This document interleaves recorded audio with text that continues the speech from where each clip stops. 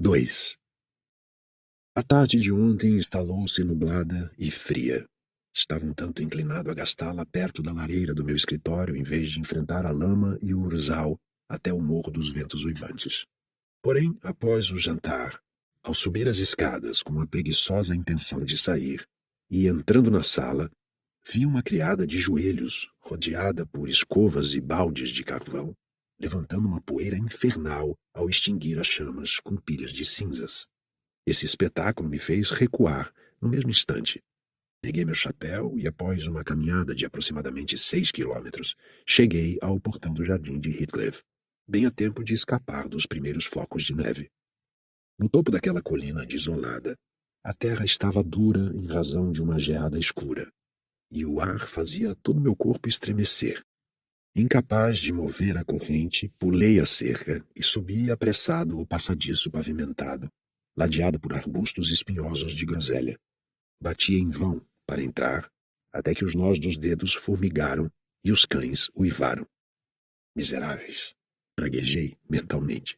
Merecem isolamento perpétuo da própria espécie pela grosseira falta de hospitalidade. Eu, pelo menos, não manteria minhas portas trancadas durante o dia. Pouco me importo, vou entrar. Decidido, agarrei a aldraba e sacudi com veemência. Joseph, com sua cara azeda, projetou a cabeça de uma das janelas redondas do celeiro. — O que quer? — gritou ele. — O patrão não está. Volte ao final da tarde se quiser falar com ele. — Não há ninguém que possa abrir a porta? — gritei em resposta. — Não há ninguém em casa, além da patroa. E ela não abrirá, mesmo que continue com sua ladainha insuportável até a noite. — Por quê? Não pode dizer a ela quem sou, Joseph? — Não, e não quero problemas. Resmungou, desaparecendo em seguida. A neve começou a cair com força. Agarrei a aldraba para uma nova tentativa, quando um jovem sem casaco, carregando um garfo de forquilha, apareceu no quintal. Ele me chamou para segui-lo, e depois de marchar por um lavatório e uma área pavimentada contendo um depósito de carvão, bomba e pombal, finalmente chegamos à casa enorme, aconchegante e alegre, onde fui recebido da última vez. O cômodo brilhava deliciosamente no esplendor de um imenso fogo composto de carvão, tufa e madeira. Perto da mesa, posta para uma farta refeição noturna, tive o prazer de observar a patroa, uma pessoa cuja existência eu nunca havia suspeitado antes. Fiz uma reverência e esperei, pensando que ela me convidaria para sentar. Ela apenas me fitou, recostando-se na cadeira, e permaneceu imóvel e muda. O tempo está ruim, comentei. Receio, Sra. Heathcliff, que a porta deve arcar com as consequências do ócio de seus empregados. Tive um trabalho duro para fazê-los me ouvir. Ela nem sequer abriu a boca. Eu a encarava, ela me encarava de volta. Manteve os olhos em mim de uma maneira fria, indiferente, extremamente embaraçosa e desagradável. Sente-se, disse o jovem com aspereza. Ele chegará em breve. Obedeci, pigarreei e chamei a malvada da Juno, que se dignou desta vez a balançar a ponta da cauda em sinal de reconhecimento. É um belo animal, comecei novamente. Pretende separá-la dos filhotes, madame? Eles não são meus, disse a amável anfitriã em um tom mais ácido do que o próprio Heathcliff poderia ter usado. Seus favoritos estão entre estes? Prossegui, voltando minha atenção para uma almofada obscura cheia de algo como gatos. Uma estranha escolha de favoritos, observou ela com desdém. Infelizmente era um monte de coelhos mortos. Eu me curvei mais uma vez e me aproximei da lareira, repetindo meu comentário sobre a tempestuosa noite. Você não deveria ter saído, disse ela, levantando-se e alcançando duas das latas pintadas que estavam em cima da chaminé. Sua posição estava protegida pela luz, porém naquele momento eu tinha uma vista distinta de toda a sua figura e semblante. Ela era esguia e parecia mal ter passado da infância. Um corpo admirável e o rostinho mais lindo que já tive o prazer de contemplar. Traços finos e muito belos. Cachos cor de linho, ou melhor, dourados, soltos em seu delicado pescoço. E os olhos, se tivessem uma expressão agradável, teriam sido irresistíveis. Felizmente, para meu coração sensível, o único sentimento que seu olhar demonstrava oscilava entre o desprezo e uma espécie de desespero, singularmente peculiar para ser detectado ali. As latas estavam quase fora de seu alcance. Fiz um movimento para auxiliá-la, mas ela fuzilou-me com o olhar, como um avarento que repele alguém tentando ajudar a contar seu ouro. Não preciso de ajuda, retrucou ela. Eu mesma posso pegá-las. Perdoe-me, apressei-me a responder. Você foi convidado para o chá. Vociferou enquanto amarrava um avental sobre o vestido preto. Estava de pé, com uma colher de sopa de folhas de chá sobre a lata. Terei o maior prazer em beber uma xícara, respondi. Foi convidado? Repetiu ela. Não, respondi meio sorridente. Você é a pessoa certa para me convidar. Ela jogou o chá de volta com a colher e tudo e retornou para sua cadeira preferida. Estava com a testa enrugada e seu lábio inferior vermelho fazendo beicinho como uma criança prestes a chorar. Enquanto isso, o jovem fora vestir um casaco muito surrado, sem dúvidas, e erguendo-se diante do fogo me olhou pelo canto dos olhos, como se houvesse uma rixa mortal entre nós. Comecei a me questionar se ele era de fato um criado. Sua vestimenta e sua fala eram ambas rudes, totalmente desprovidas da superioridade visível no senhor e na senhora Heathcliff. Os grossos cachos castanhos eram ásperos e descuidados, o bigode invadia as bochechas e as mãos eram calejadas como as de um operário comum. Ainda assim, seu porte era livre, quase altivo, e ele não demonstrava nenhuma assiduidade de um criado ao servir à dama da casa. Na ausência de provas claras de sua condição, considerei melhor abster-me de observar sua conduta curiosa. 5 minutos depois, a entrada de Heathcliff me aliviou, em certa medida, da situação desconfortável. Como pode ver, voltei, conforme o prometido, exclamei, assumindo uma postura alegre. E temo que ficarei preso aqui por cerca de meia hora devido ao clima. Se você puder me dar abrigo durante esse espaço de tempo. Meia hora? Disse ele, sacudindo os flocos brancos de suas roupas. Eu me pergunto se você deveria ter escolhido a mais densa das tempestades de neve para perambular. Sabia que corre o risco de se perder nos pântanos? Até mesmo pessoas familiarizadas com eles costumam se perder no caminho em noites como esta. E digo mais, não há chance de mudança do clima no momento. Talvez eu consiga um guia entre seus criados e ele pode ficar em minha residência até amanhã de manhã. Poderia me ceder um deles? Não, eu não poderia. Tá, certo. Bem, então devo confiar em minha própria sagacidade. Você vai fazer o chá? Vociferou o sujeito do casaco surrado, dirigindo seu olhar feroz de mim para a jovem senhora. Ele tomará o chá conosco? Perguntou ela, apelando para Heathcliff. Prepare isso logo, respondeu de forma tão selvagem que me encolhi. O tom com o qual as palavras foram ditas revelou uma genuína má índole. Não me sentia mais inclinado a achar Heathcliff um sujeito formidável. Quando os preparativos terminaram, ele me convidou para sentar à mesa. Agora, senhor, traga sua cadeira, disse ele. Assim, todos nós, incluindo o jovem bruto, nos reunimos em torno da mesa. Um silêncio austero prevaleceu enquanto discutíamos nossa refeição. Pensei que, se aquela nuvem de constrangimento fosse minha culpa, era meu dever fazer um esforço para dissipá-la. Eles não podiam se sentar todos os dias tão sombrios e taciturnos, e por mais mal-humoradas que fossem, era impossível que aquela carranca estampada em suas expressões fosse a mesma que usavam em seus rostos no cotidiano.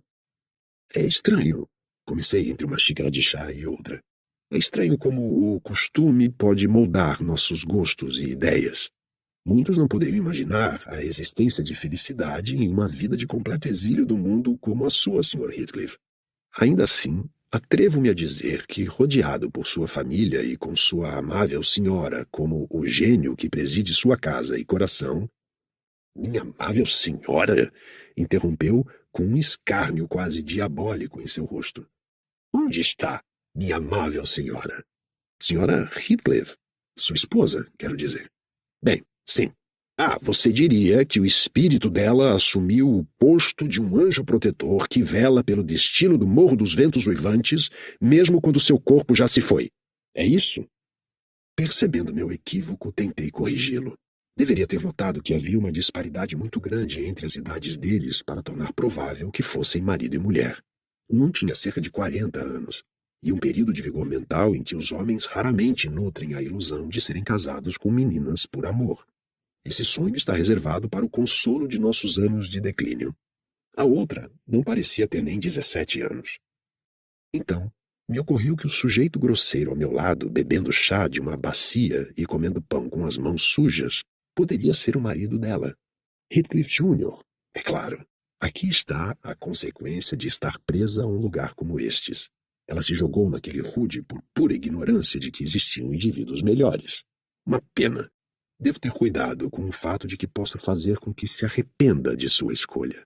A última reflexão pode parecer presunçosa. Pensando bem, não era. Meu vizinho me pareceu quase repulsivo. Sabia, por experiência, que eu era aceitavelmente atraente. A senhora Heathcliff é minha nora, disse o Sr. Heathcliff, corroborando minha suposição. Ele virou enquanto falava e lançou um olhar peculiar na direção dela, cheio de ódio, a menos que ele tivesse o mais perverso conjunto de músculos faciais que não traduzissem, como em outras pessoas, a linguagem de sua alma. Ah, certamente, entendo agora. Você é o dono privilegiado desta bondosa dama, comentei, voltando-me para meu jovem vizinho. Essa situação foi bem pior do que a anterior.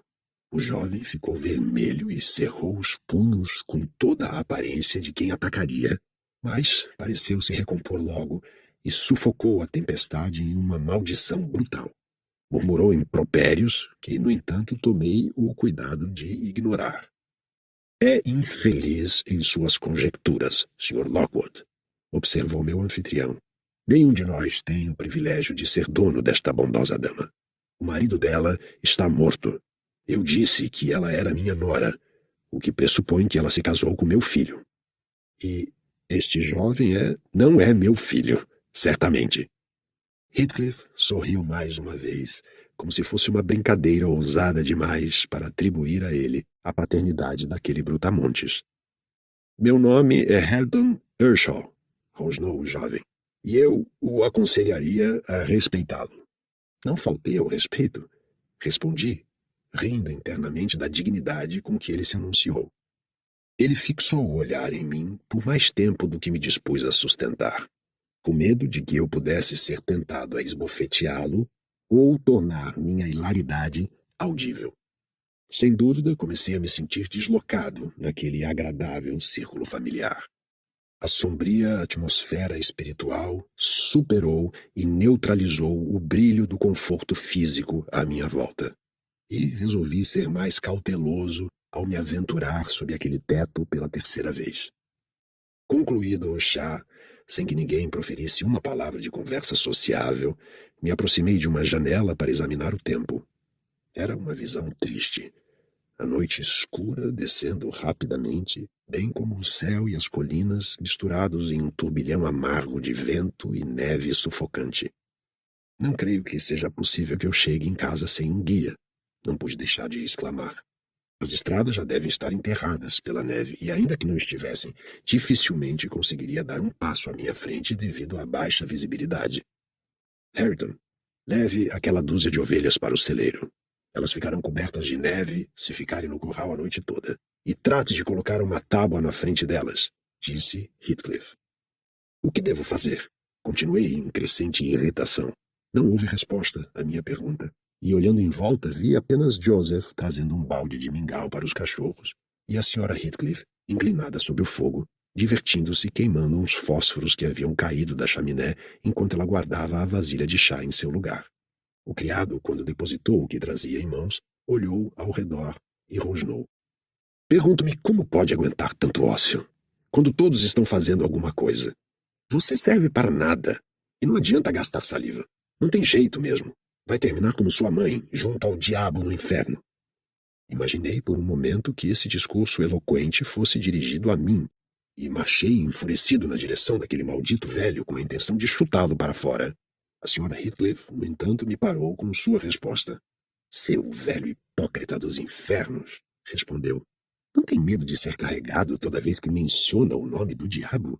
Aviso-lhe para que não me provoque, ou pedirei para que ele te leve como um favor especial.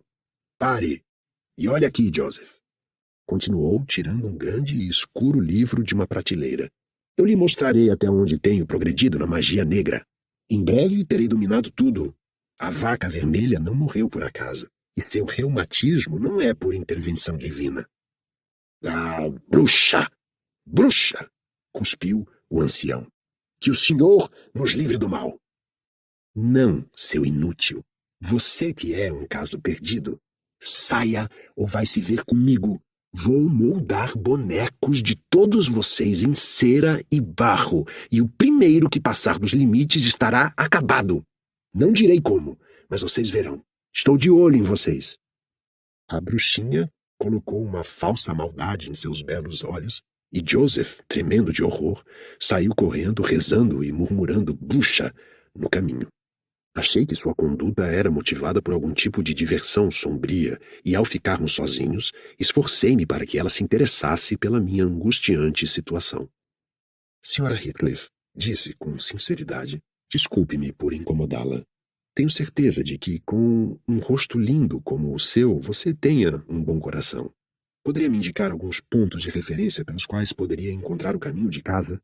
Tenho tanta ideia de como chegar lá quanto você teria de como chegar a Londres. Pegue o mesmo caminho pelo qual veio, respondeu ela, se acomodando em uma cadeira, com uma vela e o grande livro aberto diante dela. É um conselho breve, mas o mais sólido que eu poderia lhe dar. Então, se souber que fui descoberto morto em um brejo ou em algum poço cheio de neve, não terá um peso em sua consciência de que parte da culpa é sua? Como assim? Não posso acompanhá-lo. Eles não me deixariam ir até o fim do muro do jardim. A senhora? Eu me arrependeria de pedir-lhe para cruzar os limites da propriedade para minha conveniência em tal noite. Exasperei-me. Quero que me diga qual caminho, não que o mostre. Ou então que convença o Sr. Heathcliff a me ceder um guia. Quem? Além dele mesmo, há apenas Earnshaw, Zillah, Joseph e eu. Qual escolheria? Não há criados na fazenda? Não. Apenas esses. Então, me vejo obrigado a ficar. Isso você resolve com seu anfitrião. Não tenho nada a ver com isso. Espero que sirva de lição para não sair mais em jornadas precipitadas nestas colinas. Reverberou a voz dura de Heathcliff da entrada da cozinha. Quanto a ficar aqui, não tenho acomodações para visitantes. Terá que dividir uma cama com Hareton ou Joseph, se ficar. Eu posso dormir em uma cadeira nesta sala? Respondi. Não, de maneira nenhuma. Um estranho é um estranho, seja ele rico ou pobre. Não permito que ninguém fique circulando pelas dependências da minha residência se eu não puder vigiar, disse o miserável desumano. Com este insulto, minha paciência chegou ao fim. Com uma expressão de repulsa no rosto, passei por ele em direção ao pátio, esbarrando em Earnshaw, na minha pressa. Estava tão escuro que eu não conseguia ver por onde sair. E, enquanto andava em círculos, ouvi outra mostra de quão cordial eram aquelas pessoas. Em princípio, o jovem pareceu amigável. Irei com ele até o parque, disse. Vá com ele para o inferno, exclamou o patrão, ou qual fosse a relação que eles tivessem. E quem vai cuidar dos cavalos? Hein? A vida de um homem é mais importante. Os cavalos podem ficar sem cuidado por uma noite. Alguém deve ir com ele, murmurou a Sra. Heathcliff com mais gentileza do que eu esperava. Não às suas ordens, retorquiu Hareton. Se confia nele, é melhor ficar quieta. Então espero que o fantasma dele o assombre, que o Sr. Heathcliff nunca mais consiga outro inquilino até que a granja seja uma ruína, respondeu ela com muita firmeza. Ouçam, ela está lançando uma maldição, murmurou Joseph, apontando para a senhora. Joseph estava sentado próximo a nós, ordenhando as vacas à luz de um lampião, que peguei, sem cerimônia, e saí gritando que o devolveria no dia seguinte, andando rápido para a porteira mais próxima. Patrão! Patrão, ele roubou o lampião! Gritou o velho nos meus encalços. Ei, Nasher! Ei, cachorro! Ei, lobo! Pega ele! Pega!